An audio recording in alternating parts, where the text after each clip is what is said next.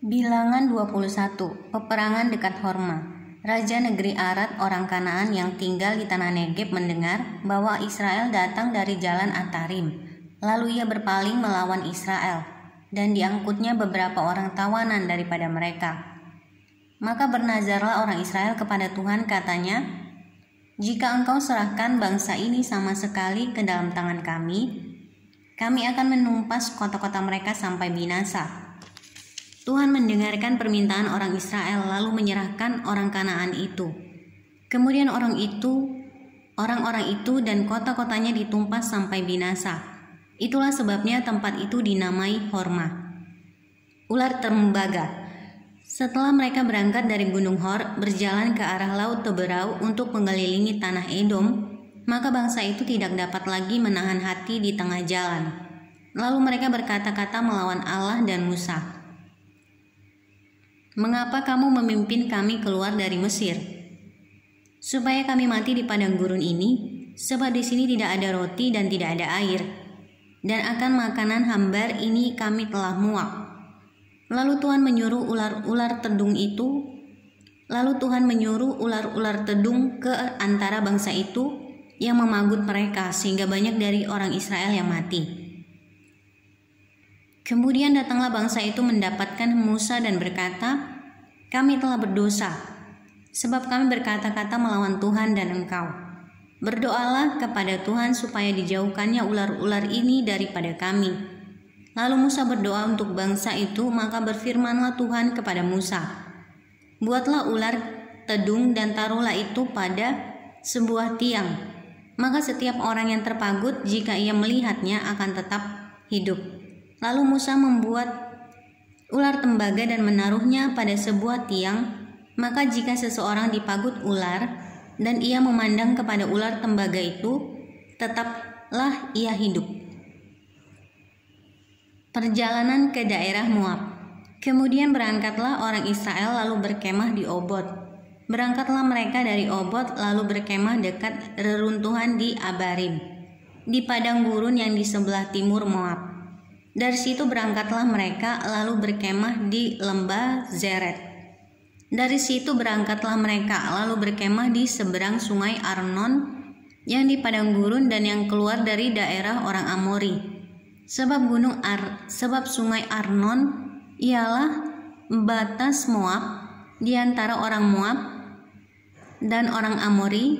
Itulah sebabnya dikatakan dalam kitab peperangan Tuhan, Waheb di Sufa dan lembah-lembah ke sungai Arnon dan lereng lembah-lembah lereng itu terbentang ke tempat di mana terletak kota Ar dan bersandar pada batas daerah Moab.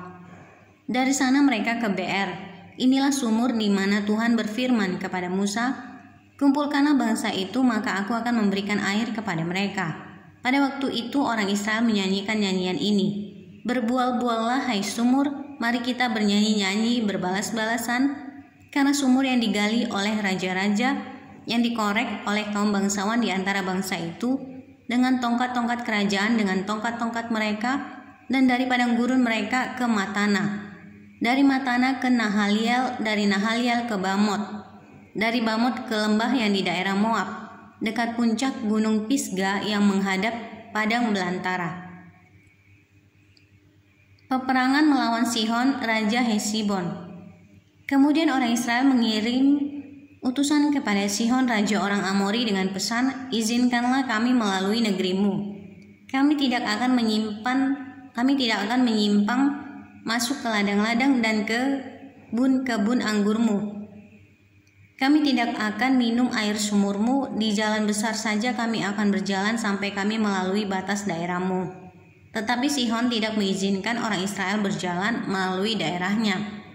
Bahkan ia mengumpulkan seluruh laskarnya lalu keluar ke padang gurun menghadapi orang Israel, dan sesampainya di Yahas berperanglah ia melawan orang Israel.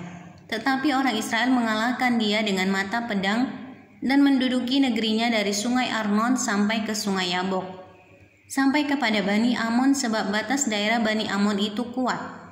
Dan orang Israel merebut segala kota itu, lalu menetaplah mereka di segala kota orang Amori di Hesibon dan segala anak kotanya. Sebab Hesibon ialah kota kediaman Sihon, raja orang Amori. Raja ini tadinya berperang melawan Raja Moab yang lalu dan merebut dari tangannya seluruh negerinya sampai ke sungai Arnon. Itulah sebabnya penyair-penyair berkata, datanglah ke Hesibon, baiklah dibangun dan baiklah diperkuat kota kediaman Sihon itu. Sebab api keluar dari Hesibon, nyala dari kota kediaman Sihon, yang memakan habis Moab yang berkuasa atas bukit-bukit di sepanjang sungai Arnon. Celakalah engkau ya Moab, binasa engkau ya bangsa Kamos.